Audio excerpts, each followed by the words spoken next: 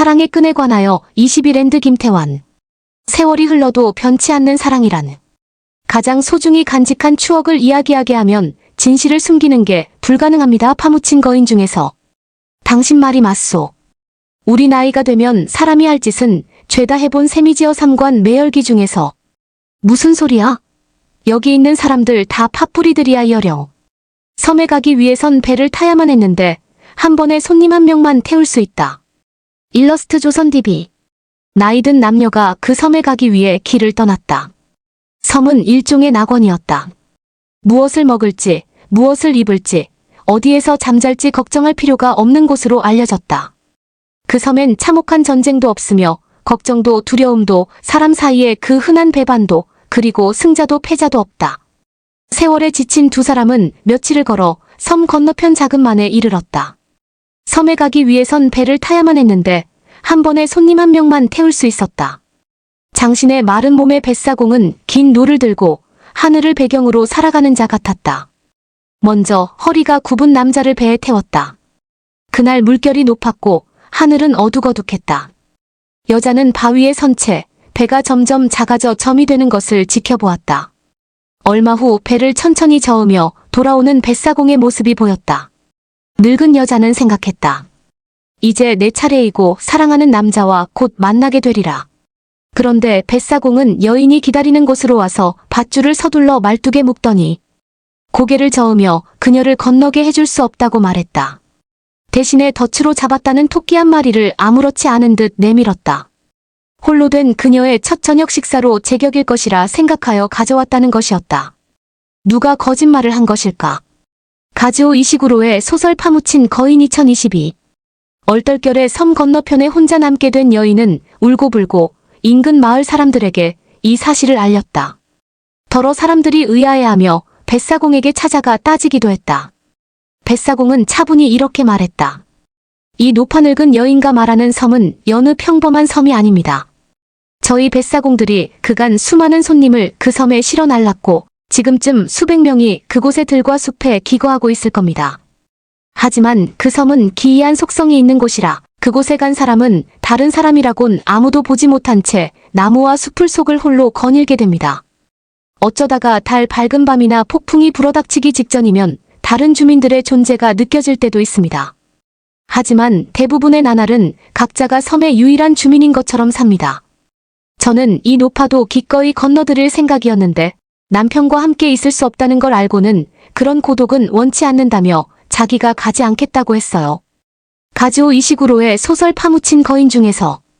이 말을 듣고 여자는 뱃사공을 교활한 자라고 비난하며 많은 부부가 그 섬의 숲과 조용한 물가를 팔짱 끼고 거닐고 있다고 주장했다. 만에서 기다릴 때만 해도 뱃사공이 이렇게나 잔인할 줄은 생각도 못했다고 했다. 그러나 뱃사공은 그 말은 반만 맞고 반은 틀리다며 조용히 반박했다. 어쩌다가 두 사람이 섬으로 함께 건너가도록 허락받을 때도 있는데 그건 드문 경우예요. 두 삶을 잇는 사랑의 끈이 이례적으로 튼튼해야만 가능합니다. 때로 그런 경우가 있다는 걸 부인하진 않겠습니다. 그래서 저희 뱃사공들은 부부나 결혼하지 않은 연인이 배를 기다리고 있으면 꼼꼼히 질문해야 하는 의무가 있습니다. 두 사람을 잇는 끈이 물과 함께 건널 만큼 튼튼한지 알아볼 책임이 저희에게 있으니까요. 이 부인은 인정하지 않으려 하지만 남편과의 끈이 너무 약했습니다. 소설 파묻힌 거인 중에서. 노벨문학상 수상자인 가즈오 이시구로. 섬으로 가지 못한 여인과 뱃사공 간의 대화는 노벨문학상 수상자인 가즈오 이시구로의 장편소설 파묻힌 거인 2022에 나오는 장면이다. 그 섬에 가기 위해선 사랑의 끈이 이례적으로 튼튼해야 한다. 사랑의 매듭이 단단하지 못하면 배를 탈 수도 섬으로 건너갈 수도 없다. 뱃사공은 더러 서로를 잇는 끈이 질기다고 주장하는 부부나 연인을 만난 적이 있다. 뱃사공은 그 말이 진실인지 여부를 확인하기 위해 가장 소중하게 간직한 추억이 무엇이냐고 묻는다. 한 사람씩 따로 묻고 각자 따로 대답해야 하는데 그렇게 하면 두 사람을 잇는 끈의 실체를 금방 알 수 있다. 뱃사공의 말이다. 가장 소중히 간직한 추억을 이야기하게 하면 진실을 숨기는 게 불가능합니다. 사랑의 끈으로 이어져 있다고 주장하는 두 사람이라 해도 저희 뱃사공들 눈에는 원망과 분노, 심지어 증오가 보이곤 하지요. 아니면 서로에 대한 감정이 아주 메말라 버렸기도 하고요. 외로움에 대한 두려움이 전부인 경우도 있지요. 세월이 흘러도 변치 않는 사랑이란 좀처럼 보기 어렵습니다. 소설 파묻힌 거인 중에서 독자 여러분은 그 섬에 도착할 수 있을까? 각자가 지닌 사랑의 끈에 대해 무엇이라 말할 수 있을까? 어쩌면 소설 파묻힌 거인을 읽으며 사람들 간의 관계에서 잃어버렸거나 끊어진 끈의 실체를 또는 실체의 그림자를 얼마만큼은 찾을 수 있지 않을까? 끈과 피 피는 힘이자 돈. 위화의 소설 허삼관 매열기 2013. 눈에 보이지 않는 끈보다 더 값진 것이 피라고 말하는 소설이 위화의 장편소설 허삼관 매열기 2013다. 끈이 형이상학적인 무형물이라면 피는 형이하학적인 실체이다. 소설 속 허삼관은 피를 팔아 양식을 구한다. 피는 힘이자 돈인 셈이다. 허삼관에게 매열을 처음 가르친 근룡과 방씨는 피에 대해 이렇게 설명한다. 근룡이가 말을 받았다. 중략 우리는 여자를 얻고 집을 짓고 하는 돈은 전부 피를 팔아 벌어요. 땅 파서 버는 돈이야 겨우 굶어 죽지 않을 정도니까요. 방씨가 거들었다. 근룡이 말이 맞소. 내가 방금 피를 판 건 집을 짓기 위해서요. 2번만 더 팔면 집 지을 돈이 충분해지거든. 근룡이가 피를 판 건 우리 마을의 개화를 마음에 두고 있기 때문이고 원래 개화는 다른 사람이랑 정혼이 되어 있었는데 이번에 파혼을 해서 근룡이가 눈독을 들이고 있지. 위화의 소설 허삼관 매열기 중에서 피땀 흘려번 돈만큼 소중한 게 없듯이 피야말로 속이려야 속일 수 없는 가장 완벽한 생의 끈일지 모른다. 허삼관은 고단한 인생 역정을 거듭하는데 그 과정이 매열여로다. 이 소설은 그야말로 목숨을 걸고 무려 11번에 걸쳐 피를 파는 험난한 과정을 담은 작품이다. 굶주린 아내와 아들 삼형제를 위해 어쩔 수 없이 생명을 담보로 기나긴 매열. 여로를 걷는 허삼관의 초상이야말로 우리 시대 가장의 모습을 투영하는 것일지도 모른다. 다음은 소설 속 허삼관과 어느 노인의 대화다. 그렇게 계속 피를 팔면 목숨에는 지장이 없겠소? 며칠 있다 숭린에 가면 또 팔 건데요. 아니 먼저는 힘을 싹 팔고 그 다음엔 온기를 싹 팔았다더니 그럼 이제는 목숨만 겨우 남았을 텐데 또 피를 팔면 그건 목숨을 팔아넘기는 거 아니오? 소설 허삼관 매열기 중에서 허삼관은 목숨을 담보로 피를 판다. 아들이 큰 병에 걸려 생사를 알 수 없기 때문이다. 이때 부모가 할 수 있는 일은 매열밖에 없다. 비정한 현실이지만 생명을 살릴 수만 있다면 어디 피뿐이겠는가. 노인은 이런 허삼관의 토로를 들으며 연신 고개를 끄덕이며 이렇게 말한다. 당신 말이 맞소. 우리 나이가 되면 사람이 할 짓은 죄다 해본 셈이지. 사람의 할 짓 중에서 가장 마지막에 할 수 있는 일 어쩌면 목숨을 내놓는 일일지 모른다. 바로 피를 파는 일 말이다. 소설은 문화 대혁명 시기 허삼관네가 겪은 배고픔을 묘사하는데 당시 모든 중국인이 허기에 시달렸다고 한다. 멀건 옥수수죽 외에 먹을 양식을 마련할 대책이 당시엔 없었다. 허삼관은 57일간 옥수수죽만 먹어야 하는 상황을 더는 못 견디고 결국 피를 팔기로 결심한다. 이때 허삼관의 아내 허옥란의 푸념을 들어보자. 일락이어 삼관의 장남가 대장장이 방신의 아들 머리를 박살냈을 때 피를 팔러 갔었지. 그 임뚱땡이 다리가 부러졌을 때도 피를 팔았고 그런 뚱뚱한 여자를 위해서도 흔쾌히 피를 팔다니. 피가 땀처럼 덥다고 솟아나는 것도 아닌데. 식구들이 57일간 죽만 마셨다고 또 피를 팔았고 앞으로 또 팔겠다는데. 하지만 그렇게 하지 않으면 이 고생을 어떻게 견디나. 이 고생은 언제야 끝이 나려나. 소설 허삼관 매열기 중에서 하정우가 감독으로 메가폰을 잡고 만든 영화 허삼관 2015. 삶의 양식을 누리기 위해 양식은 상당히 중요하다. 고난이 닥쳐 몸뚱어리 외에 아무것도 내어놓을 것이 없다면, 내다 팔 노동력조차 없다면 피라도 팔아야 한다. 매열이야말로 살기 위한 마지막 양식 있는 선택이리라. 소설 속 허삼관은 황된에서 10번째 피를 팔다가 결국 쇼크로 쓰러져 생사를 오간다. 2번 피판 돈을 지불하고 나서야 가까스로 살아난다. 수혈을 받고 병원을 나온 그가 겨울바람 속에서 나무에 기댄 채 웅크리고 앉아 남은 돈을 주머니에 넣으면서 눈물을 흘리는 장면은 많은 것을 생각하게 한다. 한동안 멍하니 서 있던 그는 한기를 느끼고 나무에 기댄 채 웅크리고 앉았다. 그렇게 잠시 앉아 있으면서 주머니에 있는 돈을 전부 꺼내 세어보았다. 37원 40전. 그가 피를 3번이나 팔아본 돈이 결국은 한 번 판 것밖에 되지 않았다. 그는 돈을 다시 잘 싸서 주머니에 넣고 생각에 잠겼다. 그러다 문득 자신이 처량하다는 생각이 들어 눈가에 눈물이 고였다. 지나가던 겨울바람이 그의 눈물을 땅에 흩뿌렸다. 중국 소설가 위화. 그는 모엔, 옐렌커와 함께 중국을 대표하는 3대 현대 작가로 꼽힌다. 사진조선 DB. 자식을 위해 피를 판 허삼관의 삶이 반드시 옳은 것일까? 왜 가족 공동체를 위해 가장의 희생을 강제해야만 할까? 그런데 끈이 없다면, 사랑의 끈이 없다면 피가 혹은 매열이 그 자체로 온전히 의미를 지닐까? 허삼관은 아내 허옥란이 자신과 결혼하기 전에 다른 남자 하소용과 한 번의 관계를 가진 후 임신한 상태에서 자신과 결혼했다는 사실을 알게 되어 분노하고 좌절한다.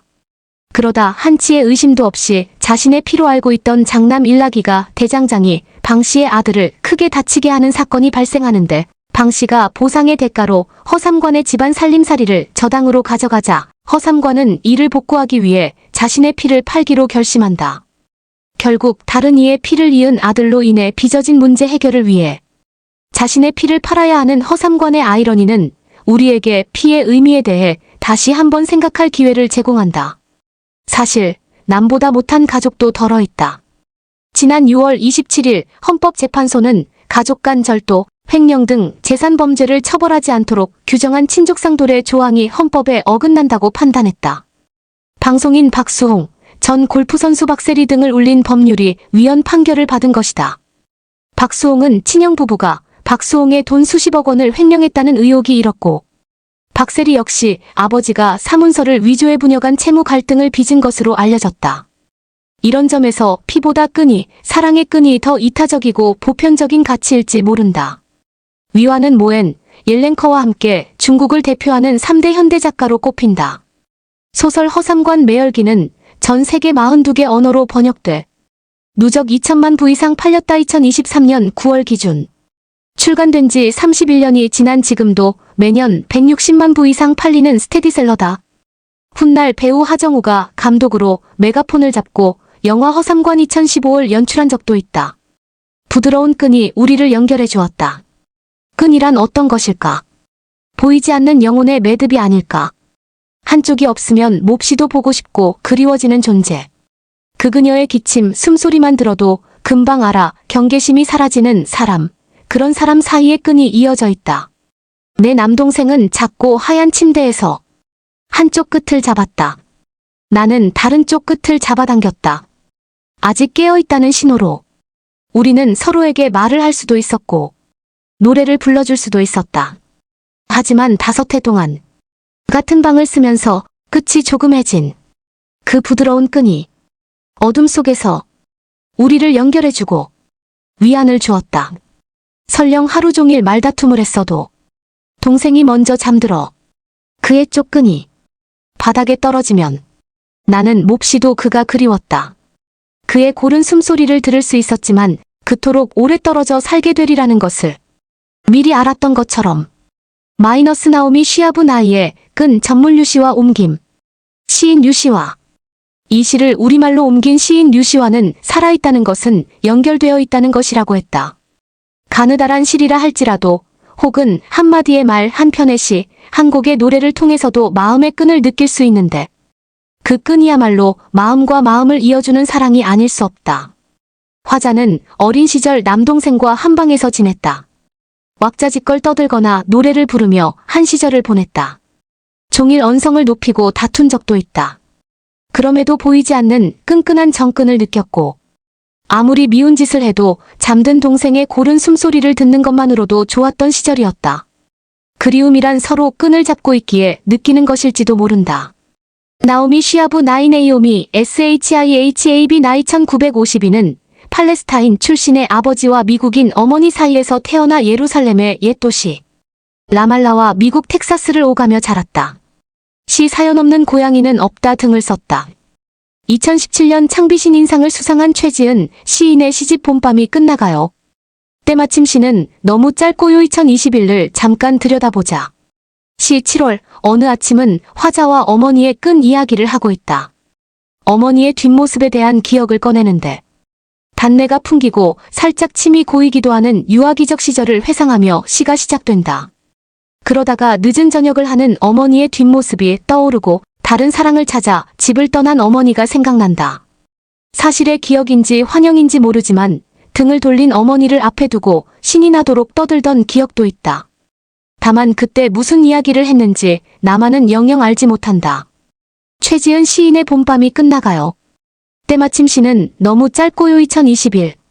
통조림 뚜껑을 따는 소리가 들려오고 늦은 저녁을 하고 있는 어머니의 뒷모습.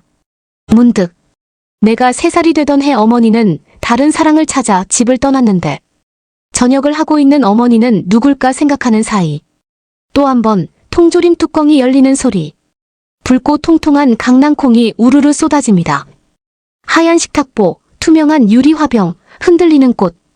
고요가 생겨납니다. 나는 등 돌린 어머니의 몇 걸음 뒤에서 신이 나도록 떠들어보기도 하지만 어머니께 무슨 이야기를 들려드리고 있는 것인지 나만은 영영 알지 못합니다. 눈을 뜨자 내 곁엔 검은 개가 배를 드러낸 채 깊은 잠에 빠져있고 오늘은 나의 생일. 시큼하고 달콤한 향기가 섞여 풍겨옵니다. 이 여름이 한 번 더 지나가도록 짧은 꿈의 손님은 모른 척 숨겨두기로 합니다. 어두운 아침입니다. 마이너스 최지은의 7월 어느 아침 일부. 시인은 생일 아침에 어머니를 그리워하며 잠에서 깼다. 곁에 어머니 대신 검은 개가 배를 드러낸 채 깊은 잠에 빠져있는 모습을 발견한다.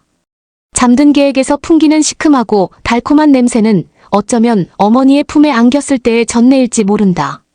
검은 개와 어머니 그리고 화자인 시인 사이에 연결된 끈이 있음을 느낀다.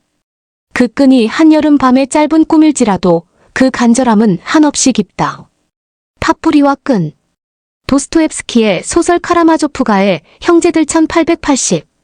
끈에 대한 생각을 하다 보니 문득 고 이어령 선생의 말씀이 떠오른다.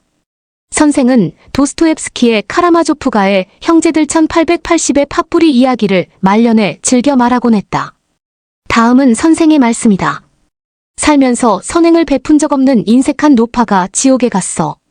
지옥불에 빠져 허우적거리는데 수호천사가 그 노인을 가엾게 보고 하나님께 간청을 하지. 생전에 저 노파가 거지에게 파한 뿌리를 준 적이 있으니 선처해달라고. 하나님은 그 노파가 파한 뿌리를 붙잡고 천국으로 오는 것을 허락해. 평생 인색했지만 그래도 파한 뿌리의 작은 선행이라도 했으니 그것을 기억한다고. 노파가 신이 나서 팥뿌리를 붙잡고 지옥불을 빠져나오려는데 그걸 본 다른 놈들도 살려달라고 그 팥뿌리에 우르르 아귀처럼 달라붙는 거야. 노파가 달라붙는 손길을 밀쳐내며 소리쳤지. 이거 내 팥뿌리야. 그 순간 후두득 팥뿌리는 끊어지고 모두 지옥불에 떨어졌다네. 팥뿌리야말로 끈과 다르지 않다. 이 팥뿌리는 소설의 다른 대목에도 등장한다. 카라마조프가의 형제들의 등장인물 중 막내 아들. 알료샤는 어느 늙은 사제를 존경해 수도원의 수사가 되려 한다. 그 사제는 신의 사랑을 받아 죽어도 살이 썩지 않을 것이라고 알료샤는 굳게 믿었지만 그 믿음은 무참히 깨진다. 사제가 죽고 그 몸이 썩어 들어가자 알료샤는 이렇게 탄식한다. 다음은 선생의 계속된 말이다. 내가 수사가 되기는 틀렸다. 고결한 성인도 저렇게 되는데 나는 이미 죄인이니 다 글러먹었다. 그날 밤 깜빡 잠이 들었는데 알료샤의 꿈에 죽은 신부가 나타난 거야. 천국에서 잔치가 열렸다면서 알료샤를 불렀다네. 너 뭐 하는 거야? 빨리 와. 거기는 천국이잖아요. 저는 못 가요. 무슨 소리야? 여기 있는 사람들 다 팥뿌리들이야. 팥뿌리는 끈이다. 우리는 보이지 않는 끈으로 연결되어 살아간다. 끈이 땅에 떨어졌다면 다시 잡으면 되고 끈이 느슨하다면 다시 죄면 된다. 팥뿌리 같은 끈은 우리 주변에서 어렵지 않게 찾을 수 있다. 어쩌면 독자 여러분이 들고 다니는 책가방이나 백팩, 핸드백, 스마트폰, 그리고 편지 안에 끈이 숨어 있을지도 모른다. 얼마만큼의 힘을 이 끈에 주고 얼마만큼의 길이로 얼마 동안 유지할지는 각자에게 달려 있을 것이다.